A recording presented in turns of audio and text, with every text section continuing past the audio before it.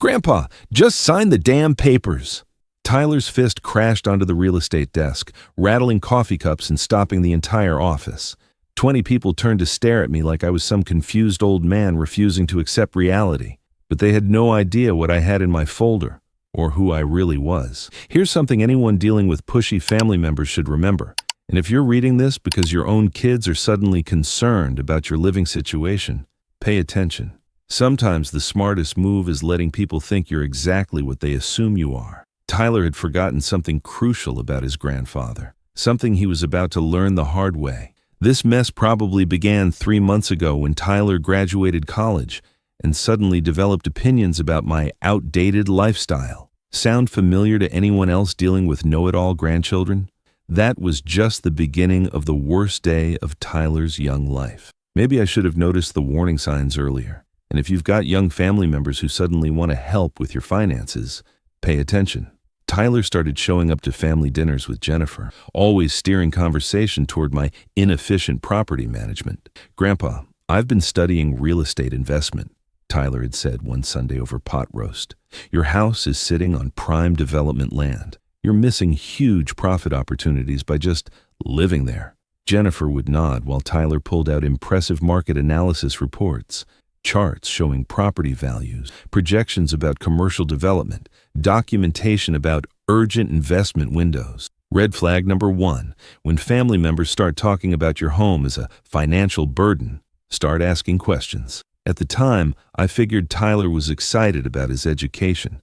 Kid had always been ambitious. Even as a boy, he'd organize garage sales and negotiate like a tiny businessman. What I didn't realize was that Tyler and Jennifer were building a case for gaining control over my property. Tyler owed $85,000 in student loans. Jennifer's divorce had left her financially strapped. They needed access to the equity in my house, a property I'd owned free and clear for 38 years. Tyler had been documenting my property management confusion, claiming I'd become overwhelmed by maintenance decisions, resistant to sound investment advice, unable to understand complex market dynamics. Jennifer even arranged for informal assessments of my residential decision-making capacity, conducted by people who had no legal authority to make such evaluations. "The patterns are unfortunately predictable," I'd overheard Jennifer telling someone on the phone one evening. "Elderly property attachment, defensive reactions to legitimate financial guidance, difficulty processing modern market information, classic signs that family intervention is becoming necessary for everyone's protection." But Tyler had made a fundamental miscalculation about his target. He'd gotten so focused on my age, on what appeared to be vulnerability, that he'd completely overlooked certain crucial aspects of my professional background and decades of experience in the very industry he was trying to exploit. Anyone else ever notice how young people automatically assume that old equals stupid and uninformed? My grandson had apparently forgotten that his grandfather might know a thing or two about real estate. What Tyler didn't realize was that I wasn't just some confused elderly man. I was Frank Morrison, former senior partner at Morrison & Associates Real Estate Development. I'd spent 41 years developing commercial properties, analyzing market conditions, building exactly the types of empires Tyler was studying in textbooks. The confrontation happened on a Tuesday morning when I got back from coffee with other retired developers to find Tyler, Jennifer, and some aggressive realtor in my living room with sale contracts. "Grandpa, we need to finalize this property transfer today," Tyler had said. The kid's confidence was remarkable. "The realtor found a perfect buyer offering above market value. We can't let this opportunity pass." The realtor stepped forward with official documents. "Mr. Frank, these sale agreements will ensure maximum profit while providing Jennifer with power of attorney to handle transaction details." I looked at their documentation, started recognizing every technique because I'd spent my career creating these exact strategies in commercial deals. The pressure tactics, the artificial urgency, the above-market offers that weren't actually above market. Pro tip: if someone's pressuring you to sign real estate papers today, that's because they don't want you thinking about it. The legal language is necessarily complex, the realtor explained. These documents ensure proper equity management while Tyler handles the investment transition. What Tyler had forgotten was that he'd targeted someone with intimate knowledge of real estate law, property development, and the specific tactics used in aggressive acquisition. Someone who'd literally written the playbook they were trying to use. He'd forgotten that his grandfather had spent 4 decades outsmarting people exactly like the ones Tyler had become. That afternoon, I discovered how extensive their plan really was. They wanted to sell my house for $850,000, pocket the proceeds, stick me in a $3,000 a month facility, and use my savings to pay for it. Tyler had been working with Jennifer, who specialized in family property transitions. Together, they'd created documentation supporting claims that I needed professional property management while researching emergency real estate intervention. Target property value approximately $850,000, I'd overheard Jennifer saying. Once we establish power of attorney, we can close within 30 days and begin assisted living placement. But their scheme went beyond selling my house. They'd been researching memory care facilities that specialized in housing elderly residents whose families controlled their finances. If your family is suddenly researching care facilities for you, every alarm should go off. Tyler was targeting everything.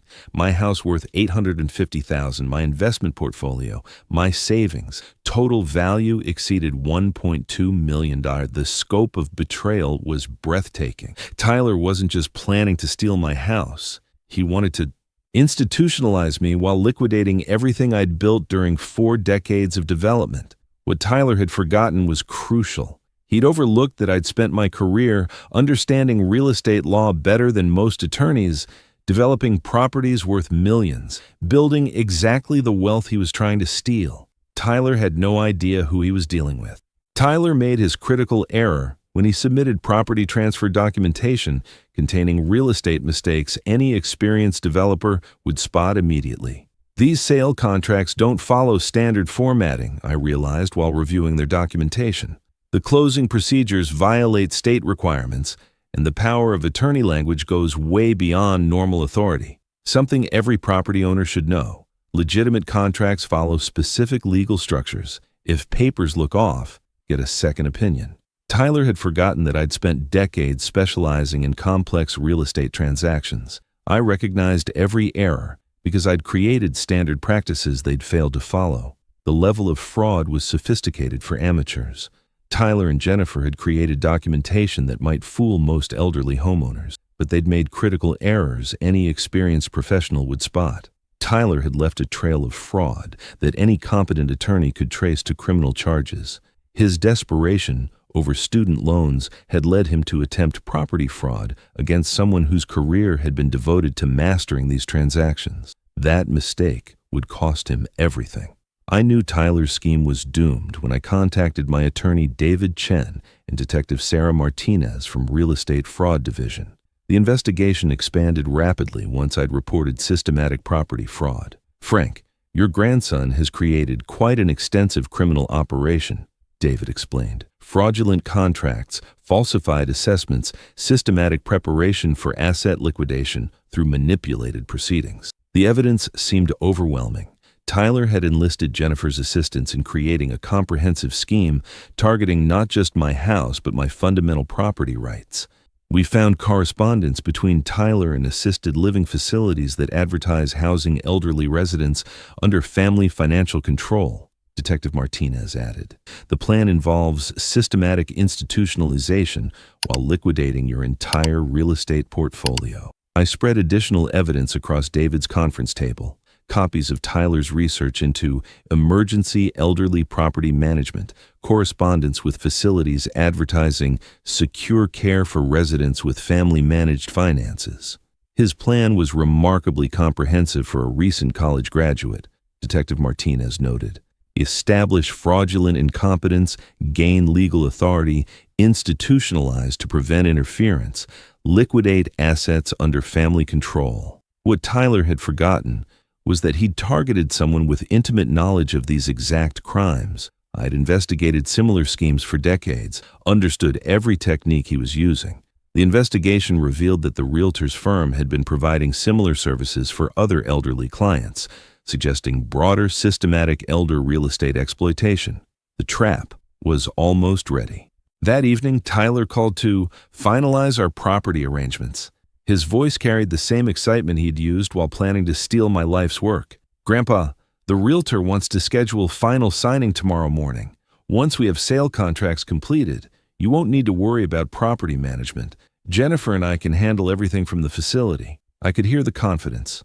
Tyler was calculating how quickly they could close once he'd gained fraudulent authority. "Actually, Tyler, I've been having interesting conversations lately," I replied calmly, "with my attorney David Chen, with investigators from Real Estate Fraud Division, with property crime specialists who've reviewed your forged documentation." Long pause. I could hear his mental gears shifting as he tried to assess whether his fraud had been detected. When someone goes quiet after you mention investigators, they know they're in trouble. "Grandpa, what kind of investigators? Are you feeling confused about routine procedures? This is exactly why we need professional oversight, the kind who specialize in elder real estate exploitation, contract fraud, forged sale documents. They seemed very interested in your collaboration with Jennifer and the evidence you fabricated." Tyler's breathing became rapid, shallow. He was realizing his criminal planning had been uncovered by investigators who understood real estate law better than his college textbooks. "Grandpa, I think you might be experiencing paranoid delusions," Tyler said desperately. "Maybe Jennifer and I should come over before tomorrow's signing." But his voice was shaking. Tyler understood his criminal enterprise was collapsing, that law enforcement was preparing arrest warrants.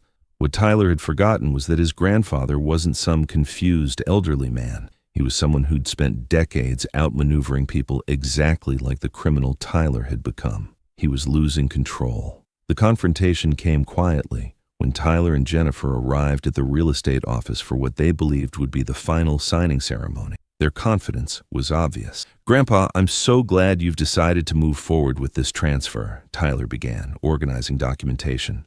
"Once we have these contracts completed, you can stop worrying about maintenance.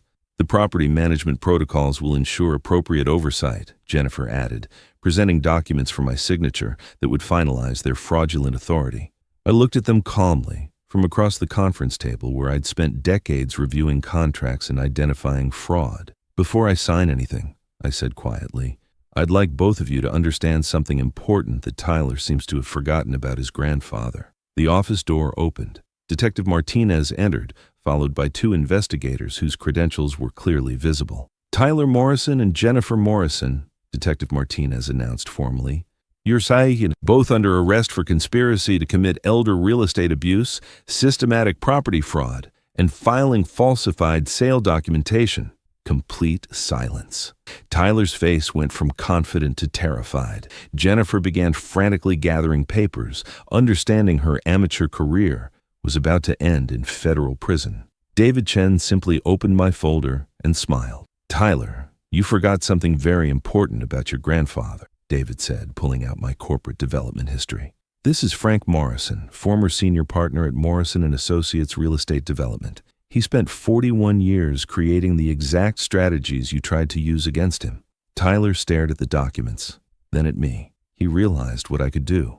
Justice came quietly when federal agents filed comprehensive charges against Tyler and Jennifer. Both faced multiple felony charges related to their elaborate real estate fraud scheme. Tyler Morrison and Jennifer Morrison are being charged with elder real estate abuse, conspiracy to commit property fraud, filing false documentation, Detective Martinez explained. They're facing 15 to 20 years in federal prison. The realtor's license was suspended. Tyler's student loans became the least of his problems. The hardest part was knowing that my late wife, Helen, would never understand how the grandson we'd raised had become capable of such calculated cruelty toward his own grandfather. The same little boy who used to help with weekend property maintenance projects, who'd learned to use power tools in my workshop, who'd proudly shown off his first successful garage sale profits. That same person had been willing to destroy my independence for money. It cut deeper than any financial theft, deeper than anything I'd experienced in 8 decades. Helen used to say Tyler had inherited my business sense and her fierce determination. If she could see what Tyler had become, it would have broken her heart all over again. If you're dealing with family members who see you as a financial opportunity rather than a person, document everything and get professional help immediately. 6 months later, I spoke at the National Association of Realtors Fraud Prevention Conference, using Tyler's case as a comprehensive example of how sophisticated criminals exploit real estate procedures to victimize elderly property owners. The presentation was exceptionally well received by industry professionals and helped strengthen elder protection protocols significantly across multiple states. Several other real estate organizations requested copies of the materials for their own fraud prevention training programs. Sometimes the quietest revenge is simply remembering who you are when others choose to forget. Tyler had calculated that his elderly grandfather would be easy prey for sophisticated real estate fraud, but he'd forgotten the most important detail. He'd underestimated the man who'd spent countless hours developing properties, creating the exact wealth Tyler was trying to steal. Tyler learned too late that real estate expertise doesn't disappear with retirement. Some grandfathers carry decades of property development knowledge that turn family betrayal into federal prison sentences. Remember that the next time someone underestimates you because of your age. The realtor never smiled again after learning what I could do. What I could do was destroy his career, expose his criminal enterprise, and ensure Tyler spent the next 20 years learning what happens when you try to steal from someone who built the game you're trying to play. Some grandfathers aren't as helpless as their grandchildren think. Some grandfathers are exactly what their careers made. Them, dangerous when crossed, especially when they've spent decades mastering the very systems their family members try to exploit for personal gain. Share this story with anyone who thinks age makes someone an easy target. They might learn something important that saves them from making Tyler's expensive mistake. Just sign the papers? Tyler learned what I could do instead.